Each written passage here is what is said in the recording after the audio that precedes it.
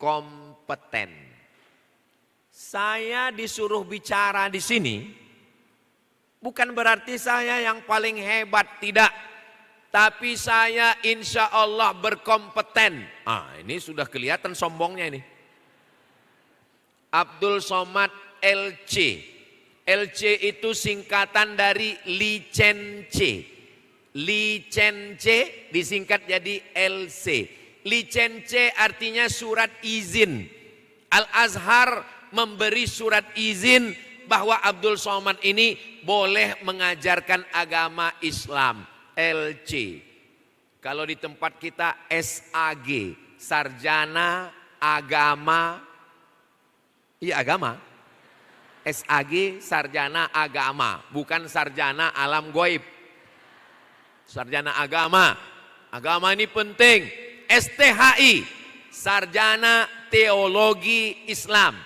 SY, Sarjana Syariah, Fakultas Syariah. Maka ini kompeten.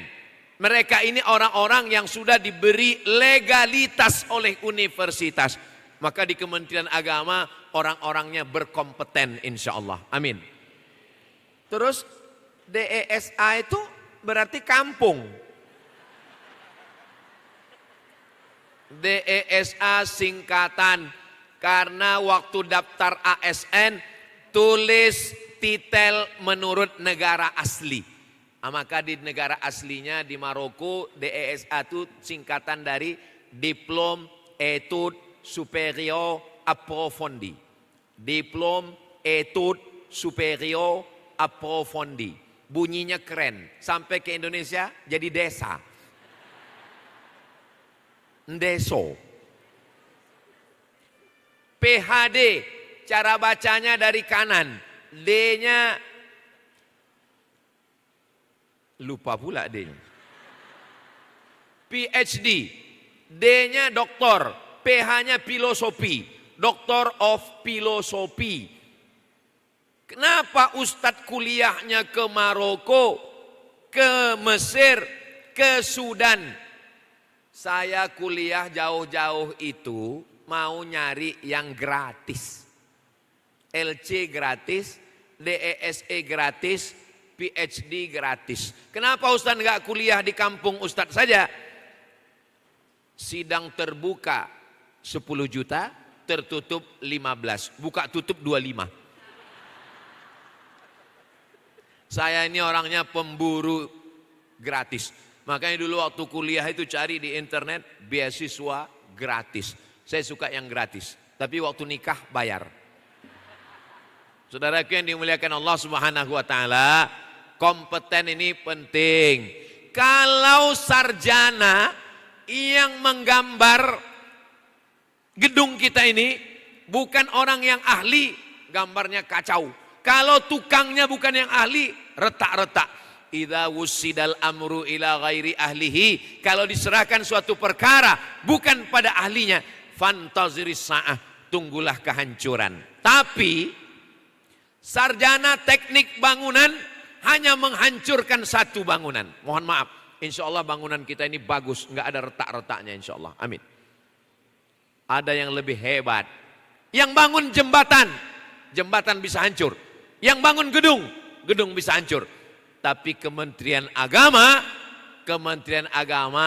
tidak membangun jembatan. Kementerian Agama tidak membangun gedung. Kementerian Agama membangun jiwa orang yang membangun jembatan dan yang membangun gedung. Kami dari Kementerian PUPR bangun jalan tol, ya.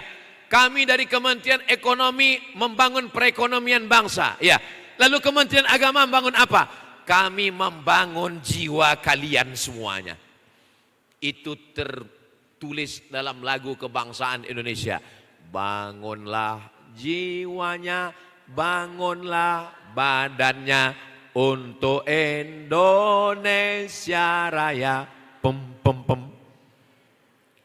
Bangunlah jiwanya, bangunlah badannya. Badan dibangun.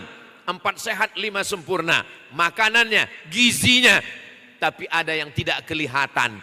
cara berpikirnya, mindset, main otak, set susunan otaknya. Mesti lurus. Main otak, set susunan, mindset susunan otak. Ada juga yang bilang main otak, set setan, mindset otak setan. Nauzubillah. Mudah-mudahan semua kita otaknya benar, hatinya benar, ucapannya benar, amalnya benar insyaallah. Amin. Ini amat sangat penting, kompeten. Memang orang-orang yang berkompeten. Bayangkan kalau saya yang orangnya nggak sabar, yang ngomongnya keras begini, disuruh ngajar di RA. Dua kemungkinan. Kalau nggak saya yang gila, anak tuh stres. Maka sudah ada orang yang berkompeten. Ibu-ibu, kakak-kakak, teteh-teteh yang mengajar di RA ini kan sudah melewati proses-proses panjang kan? Sampai akhirnya kompeten. Kami yang punya anak, nggak mungkin kami menyerahkan anak kami kepada orang yang tidak akan mendidik anak-anak kami. Begitu juga dengan bapak. Bapak kebetulan punya istri. Istrinya sudah 9 bulan 10 hari hamil mau melahirkan anak. Pergi, tiba-tiba di tengah jalan sudah mau melahirkan. Tolong AA, ini sudah buka 15. Ini sudah mau keluar bayinya. Akhirnya belum sampai rumah sakit. Ya udah, ini kebetulan ada dokter. Udah kita mampir dokter aja, mampir ke halaman, ketuk pintu. Pak dokter, tolong istri saya mau melahirkan. Saya nggak bawa ke rumah sakit, langsung di sini. Kata dokternya, mohon maaf bisa, tapi saya dokter hewan. Kita ragu untuk menyerahkannya. Walaupun dia dokter, satu nyawa tidak akan kita berikan kepada orang yang tidak kompeten. Kenapa dalam masalah agama kita tidak berikan kepada orang yang kompeten? Sekarang orang kalau HP-nya rusak, dia akan berikan kepada orang yang kompeten, servis HP. Kalau mobilnya rusak, dia akan bawa ke bengkel. Kalau motornya rusak, dia bawa ke bengkel yang berkompeten. Tapi masalah agamanya dia urus sendiri. Baca Quran sendiri, baca hadis sendiri, fahami sendiri, nyasar rame-rame. Masalah agama serahkan ke Kementerian Agama. Di sini ada penyuluhnya, di sini ada ulamanya, di sini ada dirjen zakatnya, di sini ada semua yang terkait dengan agama. Maka kita serahkan bahwa ada ajengan, ada kiai, ada habib, ada ulama, pondok pesantren itu di bawah Kementerian Agama. Kompeten, harmonis. Bagaimana supaya hubungan saya bisa cair? Bagaimana supaya jamaah yang ramai ini enggak kaget? Maka berdirilah Bapak Sekda supaya harmonis. Beliau tahu saya ini datang dari Sumatera, dari Riau. Beliau katakan, Ustadz Somad selalu berpantun-pantun. Akhirnya beliau pun berpantun. Saya yang ingat tadi cumi-cumi. Beliau berpantun, kita semua pun tersenyum.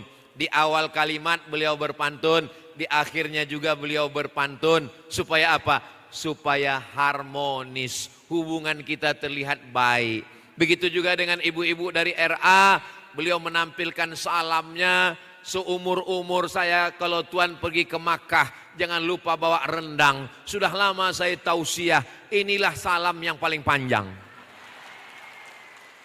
Akhirnya hubungan kita harmonis. Kenapa kerudungnya, jilbabnya pakai warna oranye? Setelah saya lihat-lihat warna, ternyata melihat warna oranye itu membuat perut lapar. Jadi anak-anak yang susah makan, enggak usah payah susah. Melihat ibu aja langsung dia tenang insya Allah. Nah, kenapa mesti ada harmoni hubungan antara kita? Karena kalau hubungan kita ini tegang, kalau hubungan kita ini tidak baik, susah kita bekerja sama.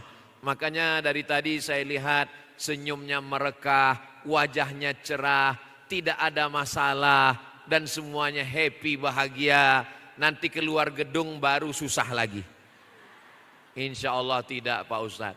Sallallahu ala Muhammad, sallallahu alaihi wasallam, sallallahu ala Muhammad, sallallahu alaihi wasallam.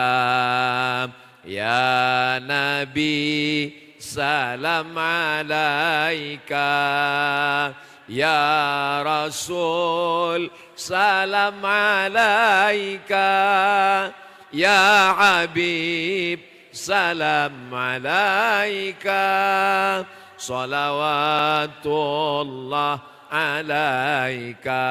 Sallu ala Nabi Muhammad. Kenapa Ustadz tiba-tiba bersolawat? Bersolawat itu untuk harmoni. Karena dengan bersolawat itu urat-urat yang tegang itu menjadi tenang lagi. Begitu juga nanti Bapak kalau di kantor datang orang marah-marah. Gimana urusan pondok saya? Sallallahu ala Muhammad. Datang orang ke RA, datang orang ke MI, datang orang ke madrasah sanawiyah, datang ke madrasah aliyah. Gimana ini anak kami? Kok begini pendidikannya? Sallallahu hormani. Habis sholawat baru dia ngamuk. Saudaraku yang dimuliakan Allah Subhanahu wa taala, harmoni ini terjalin kalau ada komunikasi. Aneh orang zaman sekarang. Alat komunikasinya ada tapi tidak ada komunikasi. Dulu enggak ada handphone tapi orang berkomunikasi, bersilaturahim. Sekarang orang yang sama duduk di stasiun yang sama, menunggu kereta api yang sama, di airport yang sama, nunggu pesawat yang sama. La salam wala kalam. Enggak ada komunikasi.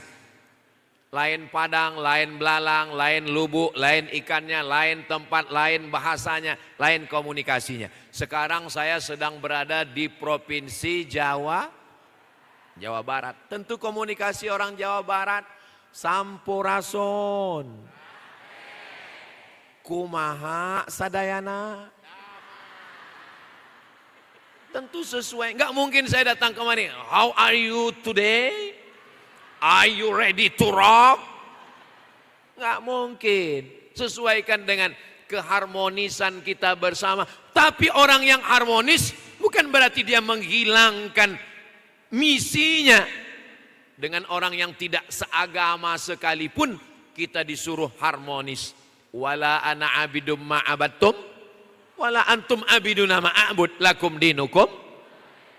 Tegas tapi harmonis tetap. La yanhakumullahu 'anil ladzina lam yuqatilukum fid din. Kalau mereka tidak mengusir kamu, tidak memerangi kamu, walam yukhrijukum min diyarikum. Mereka tidak menghalau kamu, tidak memusuhi kamu, mereka tidak memerangi kamu, mereka tidak mengusir kamu.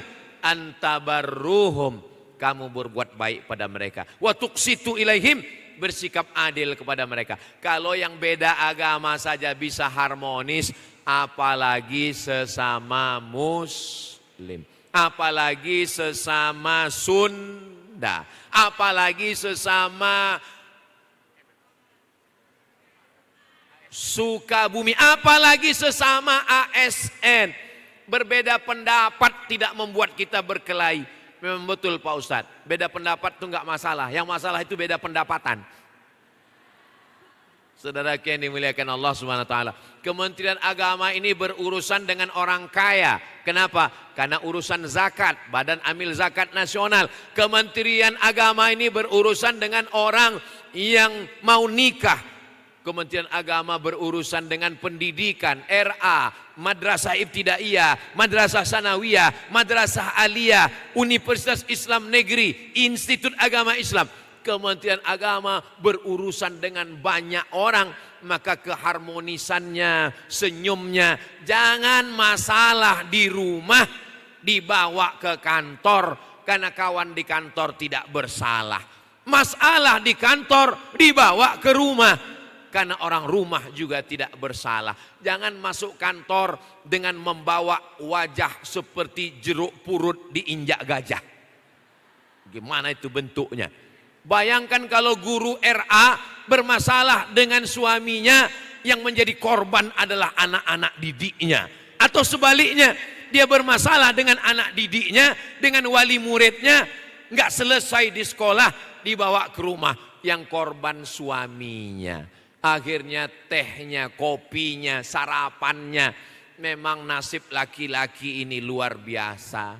Waktu kecil dimarahi ibu, sudah besar dimarahi guru, sudah tua dimarahi istri.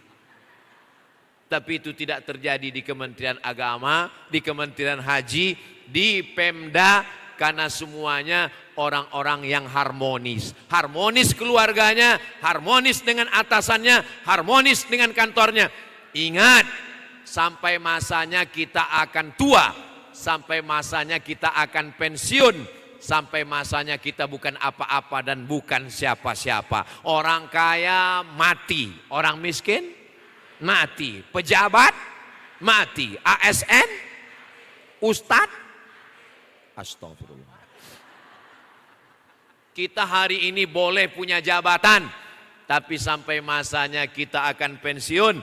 Kalau hubungan kita ketika menjabat hanya dengan jabatan kekuasaan, setelah tidak ada jabatan kita akan kena penyakit PPS, Post Power Syndrome. Yang selama ini kita dihormati, dimuliakan orang, pintunya dibuka, sendalnya dibawakan, disambut, dimuliakan, diagungkan.